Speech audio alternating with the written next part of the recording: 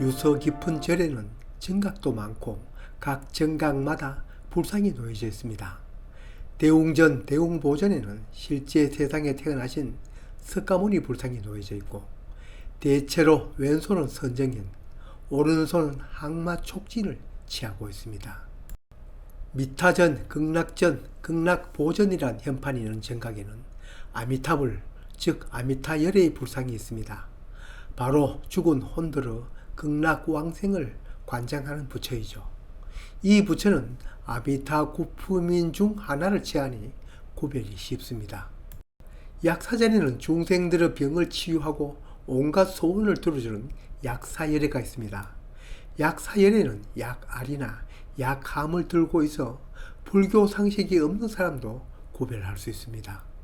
사찰을 자주 방문하는 분이야 익숙하겠지만 이러한 수인을 한 불상도 보입니다. 양손 수인 모습이 다른 부처와는 특이한 모습입니다.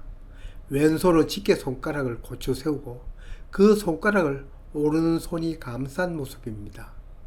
이렇게 오른손과 왼손으로 위치가 바뀐 것도 있습니다. 오른손 집게 손가락을 왼손이 잡고 있습니다. 또 다른 점은 오른손 집게 손가락이 세운 모습과 그걸 감싼 모습이 퍽 힘차 보입니다. 어떤 절 정각에는 이렇게 두 손을 맞잡은 듯 잡은 손이 마치 간절한 소원을 비는 것처럼 보이는 수인도 있습니다만, 유심히 보면 잡은 모습만 살짝 차이가 나지 그 동작 자체는 앞의 모습과 같음을 알 수 있습니다. 이러한 수인을 직원인이라고 하는데, 아래 집게 손가락을 고쳐 세운 것은 우리 인간 세상, 즉 중생계를 뜻하고, 그 집게 손가락을 감싼 위의 손을 인간 세상을 두루 살피는 법계, 즉 불계를 뜻한다고 합니다. 이러한 직원인을 한 부처를 우리는 비로자나불이라고 합니다. 석가히레처럼 직접 이 세상에 태어난 부처가 아니라 불법을 상징화한 부처라고는 할까요? 직원인 설명에서도 짐작하였겠지만 이 세상의 이치를 설명하는 법신, 나아가서는 불교의 교리라고 할 수 있습니다. 낮이 지나면 밤이 오고 달이 차면 기우는 자연의 섭리를 비롯하여 원인이 있으면 결과가 있는 모든 우주의 법칙을 상징화한 부처라고 볼 수 있습니다. 인도에서 불교 앞에 있었던 창조의 신과 연관되는 부처라고 할 수 있습니다.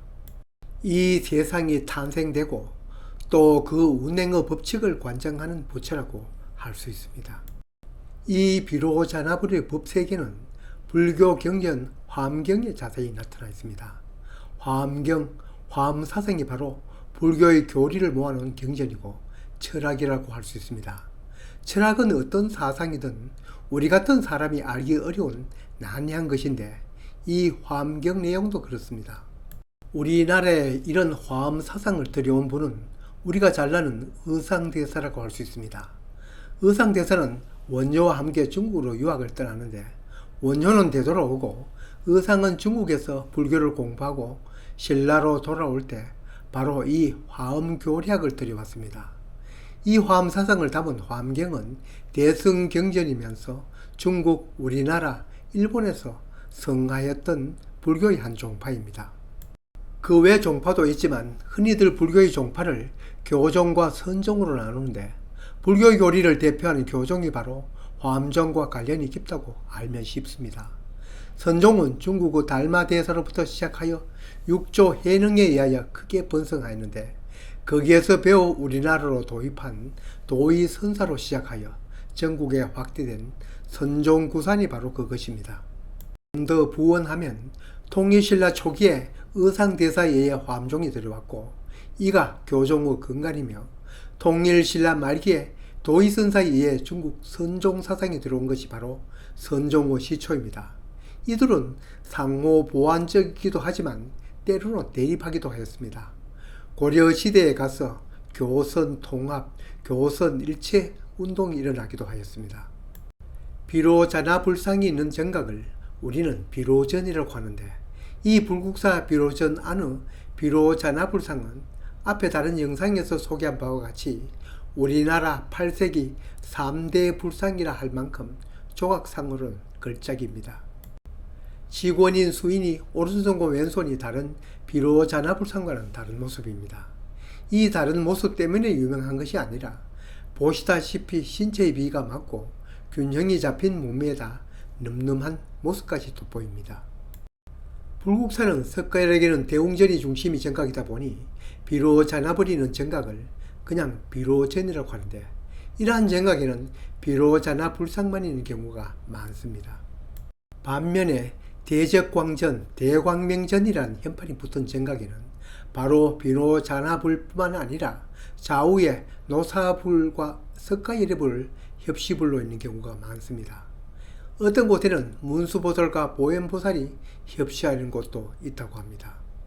이렇게 비로자나불을 다른 부처보다 높게 대접하는 곳이 바로 화엄사찰이라고 할 수 있습니다. 화엄사찰이란 여러 경전 중 화엄경을 으뜸으로 여기는 사찰로, 중국에서 화엄학을 배워온 이의상과 당연히 관련이 깊습니다. 전국 여러 사찰 중 의상대사가 세운 절 중에 화엄사찰이 많습니다. 흔히들 대표적이고 유명한 것을 5대 또는 10대 등으로 말하는 경우가 많습니다.